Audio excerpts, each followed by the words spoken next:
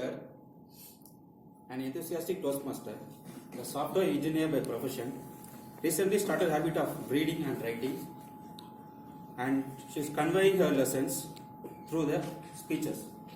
So whenever I see her, I feel like she should be a Santur mom. So let's welcome Toastmaster Madam Khushbu. Speech title, wait. Speech title is wait. Wait. Wait. W-A-I. Does speech makes an impact on the audience? Yes. Do we give speech just for namesake of giving? No. Actually not. We give speech so that people get hooked up, inspired and get motivated. We feel even more proud if somebody comes and says, "Hey, your speech was so nice. I was impressed," and starts following your suggestions too. I was no different. Few days ago, I heard a speech, "Speak Up." The gentleman, throughout his speech, was calling for an action. Speak up, speak up, speak up. I took that line so seriously that I started speaking wherever I found smallest air gap to talk. I felt I have all possible skills to talk. You name it, I have it. Confidence, absolutely I have. Presentation, I am very well presentable. Knowledge, doesn't matter, but I have. Vocabulary, I have. But for me, the thing which mattered most was speaking. Few days ago, we had a Women's Day celebration in my office where a guest speaker was invited to talk on a diversity at workplace.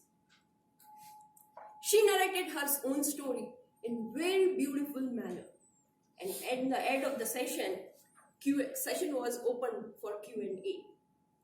Meanwhile, my director stood up and asked for a suggestion. How can we make this particular workplace better, especially for those who are just out of maternity phase or are in maternity phase?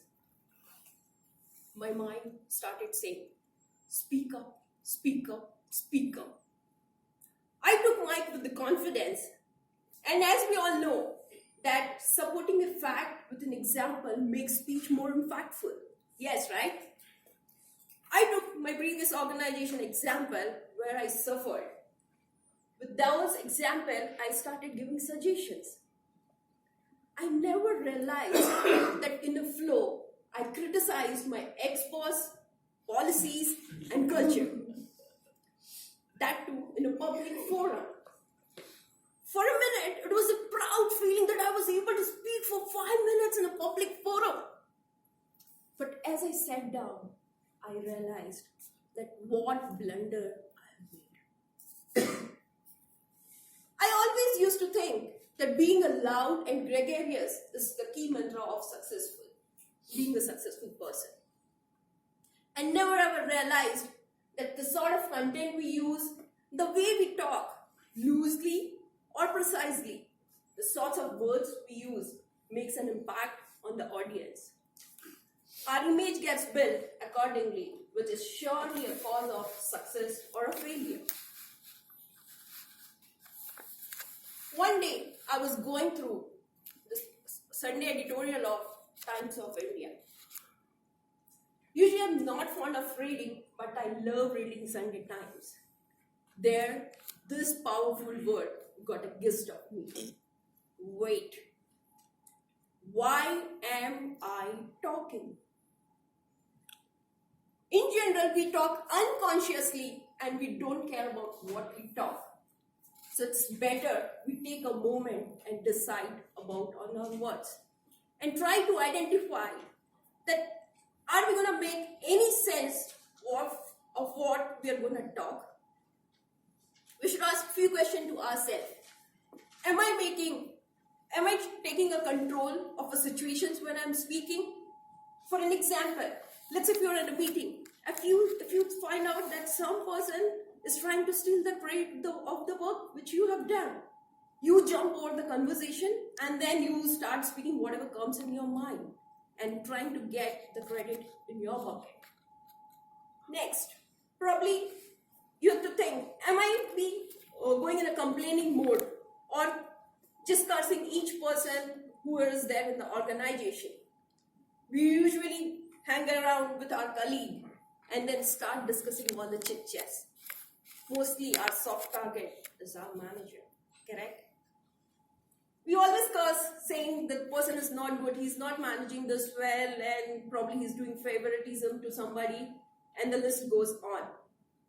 So, whenever we talk, mostly it's our we are habitual in nature. And then we talk unnecessary so many things. Unconsciously, we say many things and we regret it later. Instead of letting our mouth controlling on us, we should try to become more conscious so that we can take control on ourselves. It's better instead of chatting over the unexpected topics or unnecessary topics, we enjoy those extra times in listening. If we all follow a little more waiting and little more listening, our talk will become more thought-provoking and impressive. That Sunday Times made a significant impression on me, and I believe my speech will also do the same for you all. Next time, whenever a tiny new sense of speak up arises in your mind, just think, am I making any sense? Is it really necessary to speak in this particular time? Am I flying off the handle? And then think about its repercussion and then decide your action. If you get an answer as yes, go ahead. But if you get your answer as a no, enjoy that extra time in listening. Because words have power. Once you utter them, you can't get them back. So, taste your words before you release them in the atmosphere. Over to them.